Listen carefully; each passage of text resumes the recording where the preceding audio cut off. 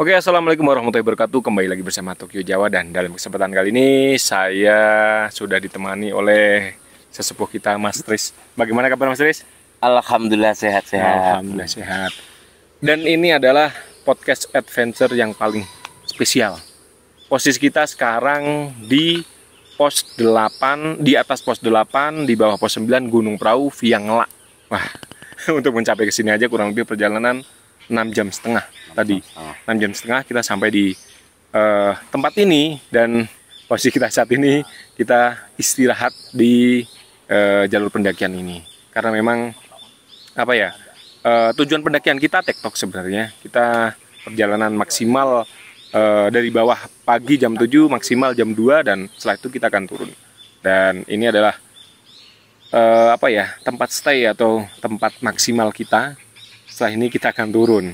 Dan bagaimana kesan-kesannya dulu, Mas Riz, pendakian ini, Mas Riz? Jangan kesini, tapi kalau kesini Bikin candu. Tapi kalau udah kesini nggak pengen kesini nggak lagi. bikin kesini lagi. Kalau diajak, ayo lagi. Pokoknya Mantap juga. gitu. Oh iya, jangan apa namanya, jangan kemana-mana. Mas Tris ini, beliau adalah salah satu, bukan salah satu, memang satu-satunya ketua panitia Gunung Prau via Ngelak pas yang diadakan oleh KPGB, Mas ya. Ya. Seven Summit KPGB. Dulu apa namanya, sebelum pendakian kita juga pernah survei di sini, dan memang setelah 2 tahun kurang lebih ya, setelah 2 tahun kita naik lagi ke sini, jalurnya sudah mulai nutup. Aduhai sekali. Dan mungkin kita akan mendengarkan cerita Mas Tris pas pendakian Gunung Prau via Ngelak yang membawa beban. Kalau kita kan ini tektok tanpa beban ya, ibaratnya kita hanya pakai ransel kecil dan lain sebagainya. Nah, mungkin bisa diceritakan detail-detailnya dari bawah sampai ke atas, kira-kira sampai jam berapa di atas, terus bagaimana perjalanannya, Mas Tris? Monggo silakan. Assalamualaikum warahmatullahi wabarakatuh. Waalaikumsalam warahmatullahi wabarakatuh. Salam lestari. Salam lestari. Kalau kata Pak Ketua, Lestari. salam lestari. Lestari. Iya. Dulu waktu saya dijadiin ketua panitia Seven Summit Gunung Prau via Ngelak ini, kita itu dulu kalau nggak salah sebelum hari H itu hampir 2 minggu, tiap minggu kita, kalau saya sendiri aja survei udah 2 kali. Dua kali. Terus saya juga. Terus yang pertama saya ikut survei itu udah ada tim sebelumnya, senior saya, sesepuh saya udah survei dulu, tapi nggak nyampe Puncak. atas, nggak nyampe tower karena udah ketutup. Terus minggu berikutnya survei lagi, baru bisa nembus cuma sampai tower.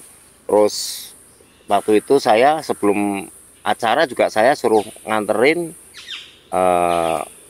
runner dari Batang, namanya Mas Hidayat. Itu saya ngiker 5. Mereka berdua itu lari, mereka udah nyampe puncak Diengnya. Saya itu kalau nggak salah tuh masih di pos 8 dan 9. Itu aja saya udah nyampe ke Diengnya, ke puncak Dieng itu sekitar jam 2:30-an. Dari setengah 3 itu perjalanan dari bawah sekitar jam 7 pagi. Itu hitungannya saya udah ya nggak bawa beban. Gitu. Udah bener-bener jalan nih pokoknya gitu yang ya. penting jalan dan istirahat, ya makan, gitu aja udah.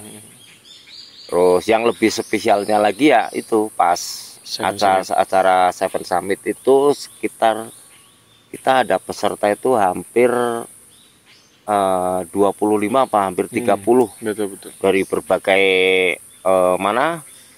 kalangan dan dari berbagai teman-teman yang pengen merasakan gitu aja. Itu waktu itu kita tuh berangkat itu ngumpul di kampung bawah, di Kampung Ngelak itu namanya.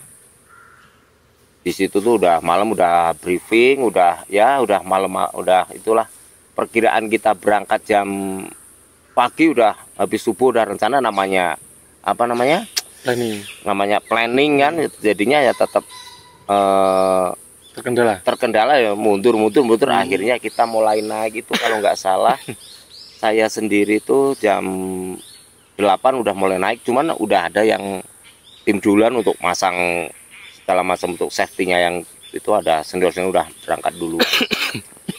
Itu waktu itu saya tuh bawa beban dan ngikut peserta ya, apa namanya, estafet aja. Betul. Ada yang kadang di depan terus ketinggalan, ya wajar lah namanya pendakian gitu kan.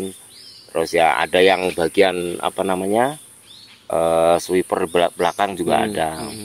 Itu saya sendiri aja malah harusnya saya ngikut sweeper, malah saya sendiri karena terkendala ya ikut di sweeperin juga akhirnya. Pendakiannya sampai berapa jam itu, Mas? Saya itu dulu dari jam 8 sampai puncak itu sekitar jam setengah 10 malam. Setengah 10 malam. Itu kalau misalkan full bawa beban ya? Itu full bawa beban dan ada teman-teman yang yang namanya jalurnya ekstrim banget ya, ekstrim dan ladai naudzubillah lah, cara kasarnya gitu. Kata Mas Alfa kan ladai naudzubillah gitu kan. Itu ya jadi lama kan, ada yang kakinya kena kan, nggak mungkin turun lagi soalnya kan udah di tengah hutan. Yang kita biasa di pos, pernah survei aja di pos berapa, pos 2 di mata air tadi aja itu yang paling nggak sekitar sejam, kalau nggak salah tuh yang dulu itu nyampe hampir 2 jam karena ada peserta yang lain nyasar kan gitu kan. Ada yang nyasar ya kita sempat nungguin gitu kan, briefing lagi di situ.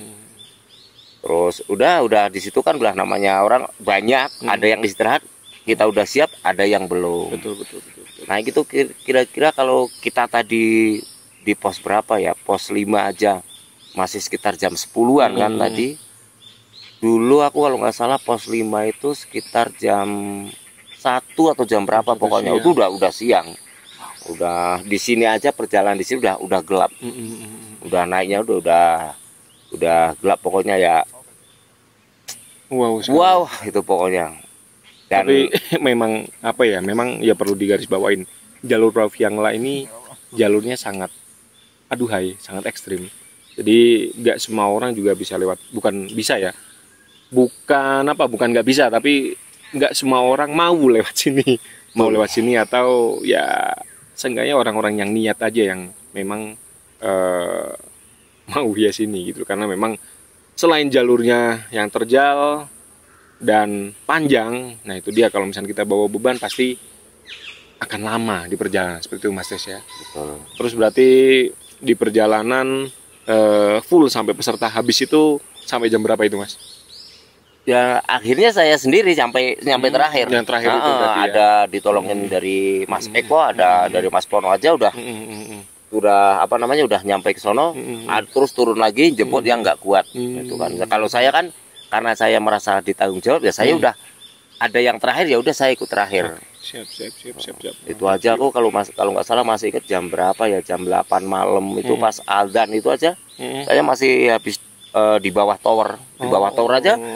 Ada yang sempat apa namanya udah kedinginan, akhirnya bantuin bikin minum biar hangat dulu gitu kan. Ada salah satu ya beberapa peserta yang nggak kuat di situ, jadi ya nungguin. Betul. Paling nggak yaitu yang perlu kita garis bawahi juga ya. Kalau misalnya kita mau naik Gunung Rauffiangla harus benar-benar dipersiapkan, entah itu dari fisik, perlengkapan, perbekalan, setelah itu juga mental. Itu harus benar-benar kita persiapkan dari jauh-jauh hari atau dari bawah lah sekiranya, biar di perjalanan kita itu ya lancar ya kan, sampai pulang kembali seperti itu. Kadang yang sudah kita persiapkan atau benar-benar sudah manajemen perjalanan kita itu sudah matang, masih ada aja yang meleset. Contoh tadi juga Mas Tris yang tadinya tak suruh bawa cangkir itu lupa, saya juga. Tapi no problem, karena memang tujuan pendakian kita kali ini kan tektok. Jadi setelah ini kita akan turun, mungkin kita akan ngopi-ngopi santai nanti di bawah sambil menikmati suasana kota lagi. Ya. Dan ada di garis bawahi karena kenapa harus nyampe puncak harus nyampe puncak seberapapun jamnya harus sampai puncak sono karena selama perjalanan dari Ngelak nyampe puncak Gunung Perahu itu nggak ada buat ngecamp. Itu yang ada tuh landai ekstrim terus. Yang itu ada landai ekstrim. Landai tapi ekstrim ya gini. Gitu, jadi itu nggak ada buat buat mendirikan tenda itu. Kalaupun mendirikan tenda itu nggak bakal diizinin karena di sini itu masih banyak habitat yang masih mundar-mandir kira-wiri. Kalau bahasa itu kira-wiri dan masih asli. Kalau takutnya kalau kita di situ bikin kalaupun ada tempat bikin ya bisa aja mungkin bikin atau kan takutnya mengganggu karena ya namanya kita juga izin lewat gitu kan. Selama kita nggak ganggu kan itu. Betul mantap jiwa memang. Sorry ngantuk. Jadi harus benar-benar kita persiapkan gitu Mas Tris ya. Dan ya paling enggak benar-benar di manajemen perjalanannya. Contoh ini kita maksimal jam 2 ya. Setelah ini kita harus turun. Jadi jangan paksakan untuk kita ke atas lagi, malah ditakutkan kita di perjalanan itu kemalaman, itu malah resikonya tinggi.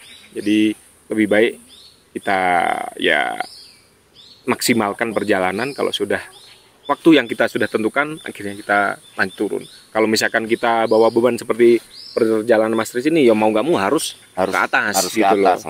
Kalau sebisa mungkin, ya jangan sampai ngecamp di jalur pendakian Gunung Perahu yang lain ini, karena memang di lain selain nggak ada tempatnya, memang jalurnya juga masih banyak binatang-binatang buas dan habitat-habitatnya juga masih sangat bau sekali. Soalnya tadi juga ada bidu itu elang. Ya, dan kira-kira kesan-kesannya Mas Tris untuk buat teman-teman yang ingin melakukan pendakian Viangla ini gimana? Kalau kesan-kesannya kalau pingin mencoba sensasi, kalau menurut saya kan nggak harus kita naik gunung landai terus ngecamp gitu kan. Kalau pengen benar-benar merasakan lewat hutan yang asli jalurnya nggak kalau dipikir ya nggak ada. Ya kita sebisa mungkin ya nyari kadang seminggu aja udah ketutup gitu kan. Betul. Ya pengen sensasi itu pokoknya ya nggak usahain bawa guide yang benar-benar udah pernah kesini paling tidak itu yang udah pernah lewat sini dan tahu jalurnya gitu kan. Terus banyak kok, ada Bang Anto, ada Mas Adi, banyak promo gitu kan. Banyak pokoknya kalau pengen lewat sini. Tapi saya ya juga itu saranin jangan waktu dekat ntar. ya itu Oke. kalau pengen ngecamp kalau saranin mungkin ya kalau saran saya ya kalau pengen bawa beban mau berangkat pagi pun tetap nyampainya sono tetap sore. Kalau sebisa mungkin ya berangkat bener pagi-pagi bang, benar gitu. Jadi kan yang bikin lama itu dari pos 2 sampai nyampe puncak. Itu yang lebih lebih bikin lama lagi ada di atas ini pos 9 nyampe tahu ada batas vegetasi itu. Kalau mungkin seminggu nggak dilewatin ya udah nggak ada jalur lagi kan, udah ilalannya udah langsung tinggi lagi ya. Udah sama orangnya udah tinggi, jadi udah yang itu yang bikin lama gitu kan. Dikit-dikit wah ada patokannya cuma 1 tower gitu kan, padahal patokannya tower udah deket-deket aja tuh. Kalau yang tahun kemarin yang dulu itu ya ikut, wah udah deket ternyata makin jauh. Kirain tower ternyata kayu kering kan gitu, namanya udah malam gitu kan, malam dan capek gitu kan. Dan oke, ini karena sudah mulai jam 2 ya, kita akan melanjutkan pendakian untuk turun. Dan terima kasih Mas Tris ya, berbagi pengalaman. Next kita mungkin akan naik sini lagi, tapi nggak tahu kapan. Nggak tahu kapan, pokoknya ya. Yang penting kalau ada peserta mungkin ya peserta yang lain pengen punya 6 teman. Ya mungkin dari saya sendiri kalau saya ada waktu mungkin siap insya Allah berangkat gitu kan. Sampai cuma sarannya 1, kalau pengen ngecamp langsung naik. Langsung turun. Cuman kalau saya sendiri bisanya cuma nganter langsung turun. Nah kan. Cuman kalau turunnya maksudnya turunnya lewat ya. Nah, lewat dia. Lewat dia, jangan lewat sini kalau udah malam nggak boleh soalnya lewat sini itu resiko tinggi. Jadi kita jam 2 aja udah kabut, udah turun itu nyampe besok pagi. Betul. Dan mungkin cukup sekian. Terima kasih banyak Mas Tris. Ya, sama-sama. Sampai ketemu di pendakian selanjutnya ya. Mohon maaf bila ada kata-kata yang kurang berkenan. Wassalamualaikum warahmatullahi wabarakatuh. Waalaikumsalam warahmatullahi wabarakatuh. Mantap. Gunung Perahu Piangla.